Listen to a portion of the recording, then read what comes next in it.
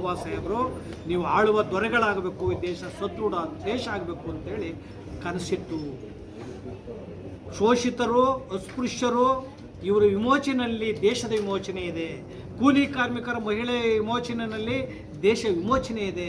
ಆ ನಿಟ್ಟಿನಲ್ಲಿ ದಾಸಂಸ ಮತ್ತು RPIB ಹೋರಾಟವನ್ನು ಜಾತಿರಹಿತವಾಗಿ, ವರ್ಗರಹಿತವಾಗಿ, ವರ್ಣರಹಿತವಾಗಿ ಹೋರಾಟವನ್ನು ಮಾಡ್ತಾ ಇದ್ದೇವೆ.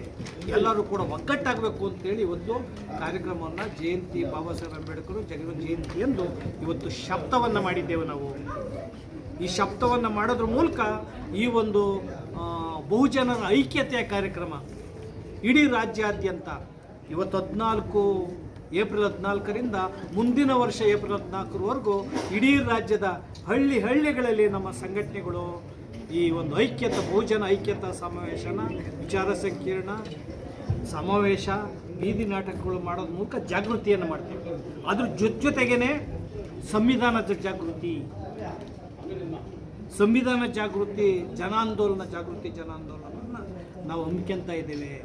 ಇವತ್ತಿನ ದಿನ ಅತ್ಯಂತ ಸಂಕಷ್ಟ, ಅತ್ಯಂತ ಇಕ್ಕಟ್ಟಿನ ಸಂದರ್ಭ. ಇವತ್ತು ದಲಿತ ಚಳವಳಿಗೆ ಒಂದು ಸವಾಲು ಬಂದಿದೆ. ಆ ಸವಾಲು ಏನಂದರೆ ಒಳ ಮೀಸಲಾತಿ.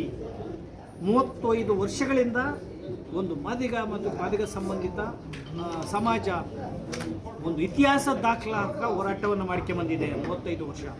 ಅದನ್ನು ಒಳ ಮೀಸಲಾತಿ ವರ್ಗೀಕರಣ ಮಾಡೋದಕ್ಕೆ ಸಿದ್ದರಾಮಯ್ಯನಂತಹ ಬದ್ಧತೆ ಇಲ್ಲದಂಥ ರಾಜಕಾರಣಿಗಳು ಅಡ್ಡಿಪ್ರಾಯರಾಗಿದ್ದಾರೆ. ಇವರು ತಾಂತ್ರಿಕ ಅಡಚಣೆ, ಕೋರ್ಟಲ್ಲಿ ಸ್ಟೇ ಇದೆ ಅಂತ, ಯಾವ ತಾಂತ್ರಿಕ ಅಡಚಣೆ ಇಲ್ಲ. ಇವರೇನಾದರೂ ವರ್ಗೀಕರಣ ಮಾಡಿದರೆ ಸಿದ್ದರಾಮಯ್ಯರು ನಾಳಿಕೆ ಬಿದ್ದೋಗ್ತಾರೆ ಅನ್ನೋ ಗಾಬರಿ ಅವರಿಗೆ. ಅವರು ಇದು ಮುಂದೂಡೋ ಮೂಲಕ ನಿಧಾನ ಧೋರಣೆಯನ್ನು ಮಾಡಿ ಅವರು ಆದಷ್ಟು ದಿನ ಮುಖ್ಯಮಂತ್ರಿ ಸ್ಥಾನದಲ್ಲಿ ನಾನು ಮುಂದುವರಿಬೇಕು ಅನ್ನೋಂಥ ಅಪಾಪಿ ಸಿದ್ದರಾಮಯ್ಯನವ್ರಿಗೆ. ಅವ್ರಿಗೆ ಬದ್ಧತೆ ಇಲ್ಲ.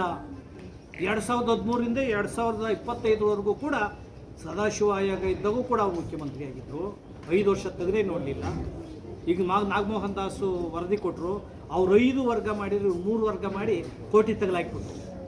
ಈಗೇನಾದರೂ ಕೂಡ 14ನೇ ತಾರೀಕು ಕ್ಯಾಬಿನೆಟ್ ಕರೆದ್ರು, ಅವತ್ತು ಮಾಡಲ್ಲ. ಮಾಡಿದ್ರು ಕೂಡ ಇವರು 5 ಏನೋ ಮಾಡೋಕ್ಕೆ ಹೋಗಿ ವಲಯ ಮಾದಿಗ ಸಂಬಂಧಿತ ಜಾತಿಗರು, ಮಾದಿಗ ಸಂಬಂಧಿತ ಜಾತಿಗೆ 5 ಅಥವಾ ಭೌವಿಕ ಖರ್ಚು 5.6 ಏನೋ ಮಾಡೋಕ್ಕೆ ಹೋಗಿ ಕೋಟಿ ತಗಲಾಕ್ತಾರೆ.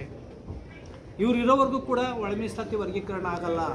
ಒಳ ಮೀಸಲಾತಿ ವರ್ಗೀಕರಣದ ಹೋರಾಟ ಮಾಡೋರು ಕೂಡ ಬದ್ಧತೆ ಇರಬೇಕಾಗಿದೆ, ಪಕ್ಷಾತೀತವಾಗಿ ಹೋರಾಟ ಮಾಡಬೇಕಾಗಿದೆ.